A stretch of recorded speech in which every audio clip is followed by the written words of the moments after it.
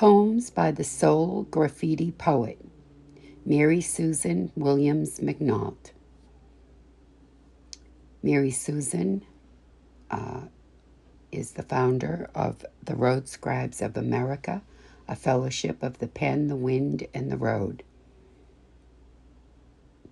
She's the owner, publisher, editor of Roadhouse Press since 1988. She was the former press secretary for the Highway Poets MC, co-editor of Verse and Steel, a biker poetry anthology in 2010, a former poetry editor, poetry columnist for the Connecticut Cruise News newspapers, Poets Corner, from 2005 to 2010.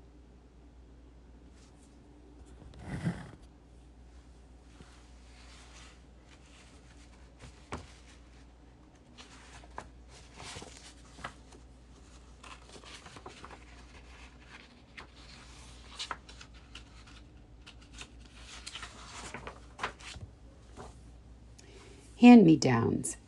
Shoes 2 sizes too big, barely scuffed yet, stuffed with tissues and bulky ankle socks to keep them firmly on. Still, the heels blistered from rubbing up and down. Running barefoot was best. Blouses were ironed and neatly tucked in.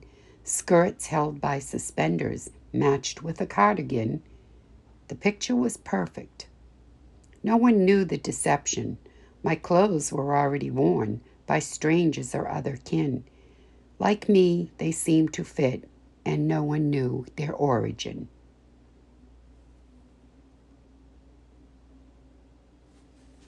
September, Lynch Park.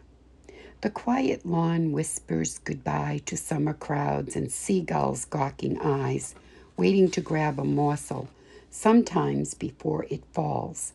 The trees at season's rest hang their heads low, preparing to change their robes from green to red or gold, knowing full well they will be naked in the coming cold, as winter's wind strips them, young or old, sending snow blankets to insulate memories of summer's days, of laughter and picnics spent beneath the shade they gave for free. Nostalgia. Secure in her little girl world, playing hide and seek, dressing dolls outdoors until dark, riding a bike twice her size, bruised knees the only training, fruit trees and rhubarb and bitter dandelion greens, bellies full of home-baked bread and pasta made with flour. The doors were never locked and windows opened wide, almost never closed and often missed a screen. These memories lingered somewhere in the shadows, along with scar-torn dreams and shallow breaths of hope. The trinkets and the treasures in far too many books, cluttered and collected, obscured by mounds of dust. Each one held a piece of her, too hard to pack away. She wanted to remember the days of summer past, of crickets, fireflies, and bats, her mosquito-bitten legs refusing to give in, when life was pretty simple and the day not over till the street lamp's warning call reminded her the day was over and the night was going to fall. Someone I used to know. I used to know who you said I was and why. I even knew where I was headed and when I would arrive. I knew your plan for me. Some days were good and some were, well, let's just say they were what they were. If you asked me anything, I could tell you an answer. Maybe it took a few more words than you wanted to hear, but I knew what to say to give me your okay. I knew I didn't know. I knew what I didn't believe, but I sure was blind. And you had a better way. So I headed to somewhere for your reason, not mine. Every bump, every mind quake, every soul shake. I lost more of who I was.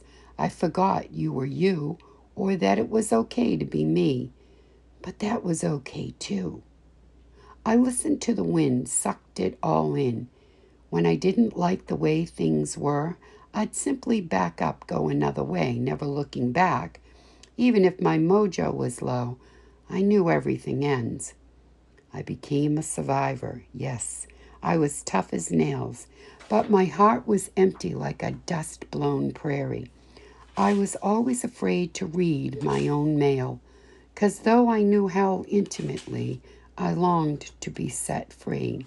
Not once, but many times, I was lifted to safety by some friend just passing through.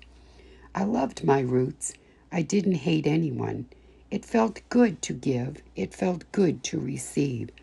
I would try over and again to comply with what I was told, to forget I was me.